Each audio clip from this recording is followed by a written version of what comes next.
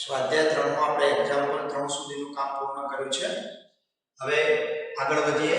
Example 4 જેની રકમ આ રીતે છે: a અને b સમમિત શ્રેણિક હોય તો સાબિત કરો કે ab - ba વિસમમિત શ્રેણિક થાય. અહીં a અને b સમમિત શ્રેણિક હોય તો ab - ba વિસમમિત શ્રેણિક સાબિત કરવું છે. एक्चुअली तो स्वाध्याय 3.3 નો एग्जांपल 11 આપણે ગણ્યો હતો, જે આ જ एग्जांपल હતો એ એમસીક્યુ માં હતો. અહીંયા આપણે સાબિત કરો એમ કહ્યું છે. મૂળ એ જ પ્રશ્ન છે, પણ ફરીથી તમને સમજાવી દઉં. અહીં a અને b બંને સમમિત શ્રેણિક છે. सममितની व्याख्या अनुसार a सममित હોય તો a' બરાબર a લખાય, b પણ સમમિત છે તો b' બરાબર b લખી શકાય. આ બે પરિણામો તમે નોંધી શકો છો a અને b સમમિત હોવાથી. હવે તમારે સાબિત કરવું છે કે ab - ba વિસમમિત છે.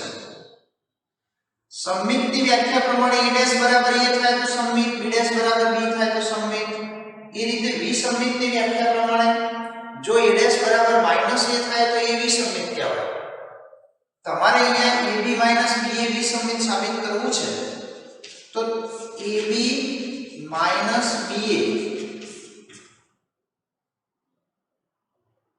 નો પરિવર્ત એટલે કે ab - ba નો હોલ ડેશ બરાબર ab - ba બતાવીએ, સોરી માઈનસ ab - ba બતાવીએ તો એ વિસમમિત થશે. વિસમમિતની વ્યાખ્યા પ્રમાણે ab - ba નો હોલ ડેશ બરાબર માઈનસ ab - ba બતાવીએ તો એ વિસમમિત શ્રેણિક થાય, જે આપણે સાબિત કરીએ. ચાલો અહીંયા ab - ba નો હોલ ડેશ છે. હવે તમારી પાસે ગુણધર્મ છે ab a + b નો હોલ ડેશ બરાબર a' + b' થાય, a - b નો હોલ ડેશ બરાબર a' - b' થાય. આ તમારી પાસે ગુણધર્મ છે સરવાળાનો બાદબાકીમાં. અહીંયા બાદબાકી છે તો આને a આને b ગણીને આ ગુણધર્મ પ્રમાણે લખીએ તો ab - ba નો હોલ ડેશ બરાબર ab નો હોલ ડેશ માઈનસ ba નો હોલ ડેશ. આ ગુણધર્મ પ્રમાણે આપણે લખીએ. સરવાળો હોય તો સરવાળો લખાય. ચાલો બીજો એક ગુણધર્મ ab નો હોલ ડેશ. તો તમને ખબર છે એ ગુણધર્મ બી હું અહીંયા ફરીથી લખું કે ab નો હોલ ડેશ તો b' a' લખાય. એ પ્રમાણે અહીંયા b' લખાશે માઈનસ ba નો હોલ ડેશ તો a' b' લખાશે. આમાં ક્રમ ઉલટાઈ જાય છે, ધ્યાન રાખજો. આગળ વધીએ. a અને b તો સમમિત છે તો a' બરાબર a થાય, b' બરાબર b થાય. તો અહીંયા b' ની કિંમત b, a' ની કિંમત a, માઈનસ a' ની કિંમત a, b' ની કિંમત b equal to minus common લઈએ તો માઈનસ ab પ્લસ થશે માઈનસ ba માઈનસ થશે. ઓકે, તો આમ તમે બતાવ્યું ab - ba નો હોલ ડેશ બરાબર માઈનસ ab - ba. એનો મતલબ કે માટે વ્યાખ્યા અનુસાર ab - ba એ વિસમમિત શ્રેણિક થશે.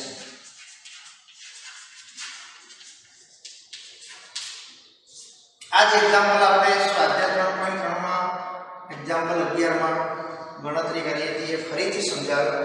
હજુ આ ટાઈપના બીજા એક્ઝામ્પલ છે, આપણે ગણીએ. એક્ઝામ્પલ 5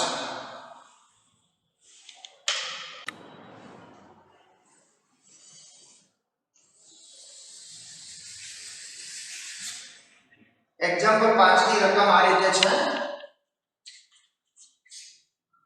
જો a અને b સમમિત શ્રેણિક હોય, જો a સમમિત અથવા વિસમમિત શ્રેણિક હોય, જો a સમમિત અથવા વિસમમિત શ્રેણિક હોય તદનુસાર સાબિત કરો કે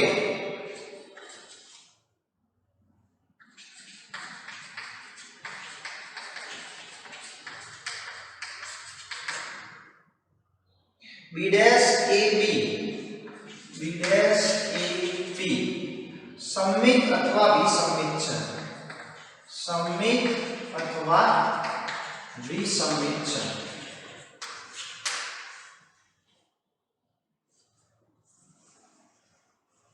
સમમિત અથવા વિસંમિત શ્રેણિક છે.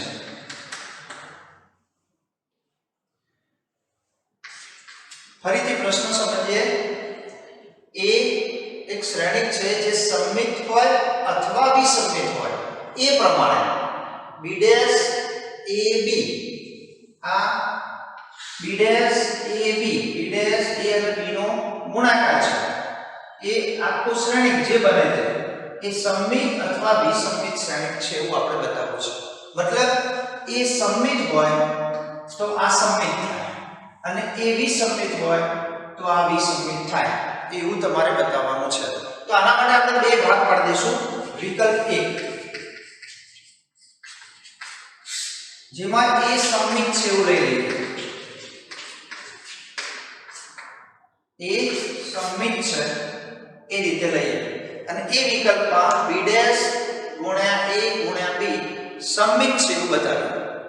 ચાલો અહીં વિકલ્પ પ્રમાણે એ સમમિત છે માટે A dash બરાબર 1 થશે. ઉપયોગ કરવાનો જ્યારે જરૂર પડે ત્યારે આપણે પરિણામ નોંધી દીધું છે. આ વિકલ્પમાં એટલે કે એ સમમિત હોય ત્યારે B dash ગુણ્યા A ગુણ્યા B સમમિત છે એવું બતાવવું છે. તો આને સમમિત બતાવવા માટે હમણાંની રીત પ્રમાણે સમમિતની વ્યાખ્યા અનુસાર B dash ગુણ્યા A ગુણ્યા B નો હોલ ડેશ બરાબર B dash ગુણ્યા A ગુણ્યા B મેળવીએ તો એ સમમિત સાબિત થઈ જશે. તો હવે આમાં આગળ વધીએ. આ 1 2 અને 3 શ્રેણિકના ગુણાકારનો પરિવર્ત છે. તમારી પાસે એક પરિણામ છે. તમે જાણો છો AB નો હોલ ડેશ બરાબર B dash A dash.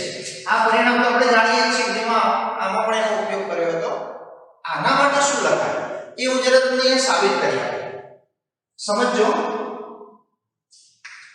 A B અને C ત્રણ શ્રેણિકના ગુણાકારનું પરિવર્ત. તો એના માટે આ પરિણામનો ઉપયોગ કરીને સાબિત કરી શકાય.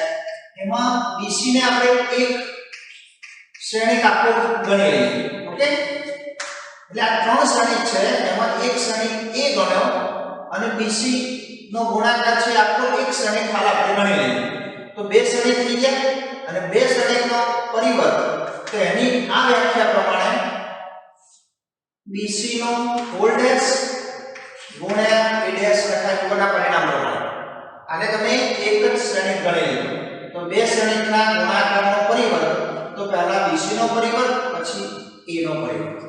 ચાલો ફરીથી એક પરિણામ અહીંયા વાપરીએ બે માટે. તો BC નો હોલ ડેશ તો C ડેશ B ડેશ અને ગુણ્યા B ડેશ તો છે. તો આમ ત્રણ માટેનું પરિણામ આપણને મળ્યું A B C નો હોલ ડેશ બરાબર C ડેશ B ડેશ અને A ડેશ. તો એક સેમ રીતે એ પરિણામથી આમાં શું લખાશે તો ક્રમ ઉલટાઈ જાય છે. છેલ્લો B છે તો એ B ડેશ થશે પછી A ડેશ થશે અને પછી B ડેશ નો હોલ ડેશ થશે. તમે આ પરિણામનો ઉપયોગ કર્યો છે ધ્યાનમાં રાખો. મેં એ પરિણામ સાબિત કરીને પણ બતાવ્યું. તમારી પાસે આ પરિણામ બે શ્રેણિક માટે હતું એમાંથી તમે ત્રણ શ્રેણિક માટે સાબિત કર્યું. એટલે હવે પછી જ્યારે બી જરૂર પડશે તો ડાયરેક્ટ એનો ઉપયોગ કરીશું. અહીંયા મેં એ પરિણામ પ્રમાણે પહેલા B ડેશ પછી ગુણ્યા A ડેશ અને B ડેશ નો ડેશ. આગળ વધીએ. B dash A dash B dash નો ડેશ પરિવર્તનો પરિવર્ત મૂળ શ્રેણિક મળે. હજુ તમારી પાસે B ડેશ બરાબર A છે તો એ લખીએ તો B ડેશ એટલે A ગુણ્યા B. આમ તમે શું સાબિત કર્યું તો B ડેશ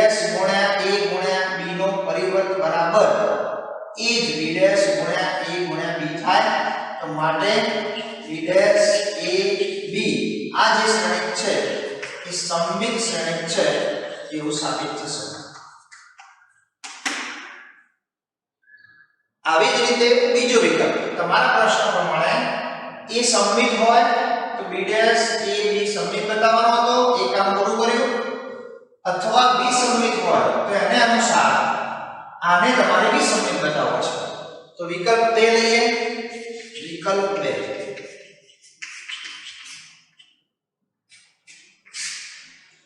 a વિસમિત છે. ધ્યાન રાખજો અહીંયા a સમમિત હતો તો આને સમમિત બતાવે. ઓકે, હવે a ને તમે વિસમિત લો છો તો આને તમારે વિસમિત બતાવવાનું છે. તો એના માટેની આપણે ગણતરી કરીએ. હવે b ડેશ a b એનો હોલ ડેશ એના બરાબર minus b dash a b મળે તો b ડેશ a b એ વિસમિત થશે. હવે અહીંયા વિકલ્પ પ્રમાણે a વિસમિત છે તો આપણે આની જેમ પરિણામ નોંધી શકીએ છીએ કે a વિસમિત છે તો a ડેશ બરાબર માઈનસ a થાય. એ આપણે નોંધ કરી લીધી એટલે જરૂર પડે તેનો ઉપયોગ કરવા થશે. b ડેશ ગુણ્યા a ગુણ્યા b નો હોલ ડેશ બરાબર આ જ રીતે પેલા પરિણામ પ્રમાણે એમાં લખી શકાય ક્રમ ઉલટાવીને b ડેશ ગુણ્યા a ડેશ ગુણ્યા b ડેશ નો ડેશ આ જે પરિણામ હતું એ જ ફરીથી અહીંયા પરિણામનો આપણે ઉપયોગ કરીએ છીએ. ચલો એમાં આગળ વધીએ તો b ડેશ a ડેશ હવે હું ડાયરેક્ટ લખી દઉં છું. b ડેશ એટલે માઈનસ a અને b ડેશ નો ડેશ એટલે પરિવર્તનો પરિવર્ત એટલે મૂળ શ્રેણી b થશે. અહીંયા b ડેશ માઈનસ a ગુણ્યા b છે તો total minus b dash a અને b થશે. આમ b ડેશ a b નો હોલ ડેશ બરાબર minus b dash a b મળે તો માટે કહી શકાય b ડેશ a b એ વિસમિત શ્રેણી છે.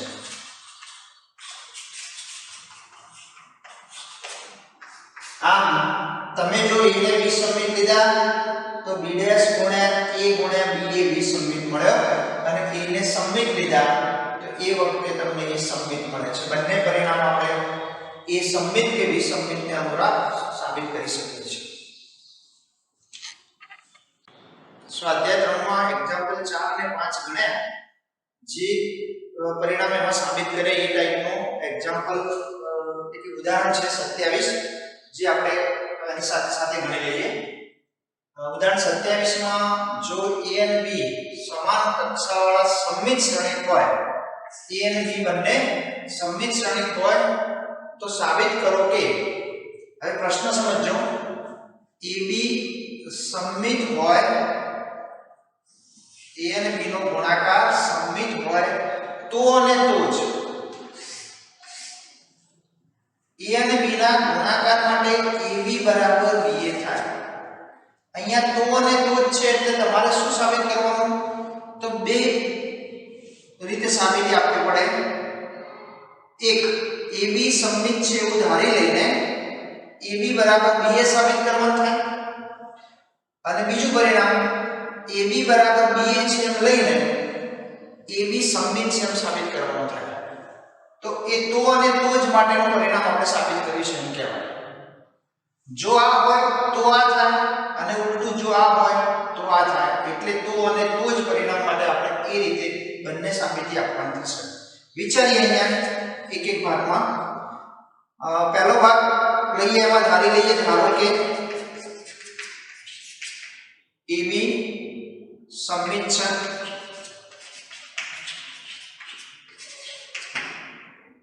અહીંયા તમારે સાબિત કરવું છે AB બરાબર B. AB સમમિત છે એટલે એક પરિણામ તો આપણે નોંધી શકીએ AB નો હોલ ડેશ બરાબર AB કારણ AB સમમિત છે. એમાં આગળ વધીએ. AB નો હોલ ડેશ જે આપણું પરિણામ હમણાં જ આપણે પેલા એક્ઝામ્પલ 4 અને 5 માં ગણતરી કરી એમાં ઉપયોગ કર્યો હતો. AB નો હોલ ડેશ તો b ડેશ ગુણ્યા a ડેશ થાય. બરાબર AB તો છે જ. આગળ વધીએ. તમારી પાસે A અને B તો સમાન કક્ષાવાળા સમમિત શ્રેણીકો આપેલા જ છે. A અને B સમમિત શ્રેણીક છે જ, તો માટે A' બરાબર A અને B' બરાબર B તો થશે જ. તો અહીંયા એનો ઉપયોગ કરીએ તો B' બરાબર B, B' બરાબર A ઇક્વલ ટુ AB. બસ પરિણામ સાબિત થઈ ગયું. AB સમમિત છે એમ ધારી લીધા અને એના પરથી BA બરાબર AB મતલબ આપણે હજુ લખીએ તો AB બરાબર BA સાબિત થાય. આમ તમે અહીંયા AB સમમિત ધારી લીધો અને એના પરથી AB બરાબર BA સાબિત કરે. તો આમ AB સમમિત હોય તો AB બરાબર BA સાબિત થાય છે. આ પરિણામ એક સાબિત કર્યું. બીજો ભાગ લઈએ જેમાં તમારે આનાથી ઉલટું A અને B નો ગુણાકાર માટે AB બરાબર BA છે એ ધારી લેવાનું છે અને એના પરથી AB સમમિત છે એવું બતાવવું છે. તો બીજા વિકલ્પમાં ધારી લઈએ, ધારો કે AB બરાબર BA છે. અહીંયા AB સમમિત છે એવું બતાવવું છે. આ તો તમે ધારી લીધું છે એટલે આનો જરૂર પડે ઉપયોગ કરીશું. હવે AB ને સમમિત બતાવવા હોય તો આપણી સમમિતની વ્યાખ્યા પ્રમાણે AB નો વોલ્ટેજ બરાબર AB બતાવવાના રહે. ચલો AB નો વોલ્ટેજ તો એમાં લખીએ તો B' A' થાય પરિણામ પ્રમાણે, જેમાં B' એટલે તમને પાછું હમણાં કીધું એ પ્રમાણે A અને B સમાન કક્ષાના સમમિત શ્રેણી તો છે જ, તો માટે A' બરાબર A અને B' બરાબર B તો આપણે લખી શકીએ છીએ. તો માટે અહીંયા B' બરાબર B અને A' બરાબર A, B' બરાબર B અને A' બરાબર A. હવે તમારે AB બરાબર B એ તો તમે ધારી લીધેલા છે, તો BA ની કિંમત AB મૂકી શકાય અને આમ AB નો વોલ્ટેજ બરાબર AB મળે. તો માટે કહી શકાય કે AB એ સમમિત શ્રેણી છે. આ વિકલ્પમાં તમે AB બરાબર BA ધારી લીધા અને એના પરથી AB સમમિત સાબિત કર્યા. તો આમ જો AB બરાબર BA હોય તો AB એ સમમિત શ્રેણી છે એમ સાબિત થાય છે. ઓકે, આ બીજું પરિણામ. પ્રથમ પરિણામમાં તમે એવું બતાવ્યું કે AB સમમિત હોય તો AB બરાબર BA થાય છે. બીજા પરિણામમાં એવું બતાવ્યું કે AB બરાબર BA તો AB એ સમમિત શ્રેણી થાય છે. તો 1 અને 2 પરથી આપણે કહી શકીએ તમારે જે સાબિત કરવું હતું તે AB સમમિત હોય, AB સમમિત હોય,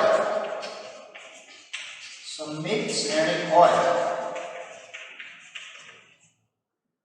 તો અને તો જ પરિણામ 1 અને 2 આપણે જે સાબિત કર્યા એના આધારે તો અને તો જ AB બરાબર BA સાબિત થાય છે. અને આ રીતે આપણે તો અને તો જ પરિણામ બે પરિણામો સાબિત કર્યા એના આધારે કહી શકીએ છીએ.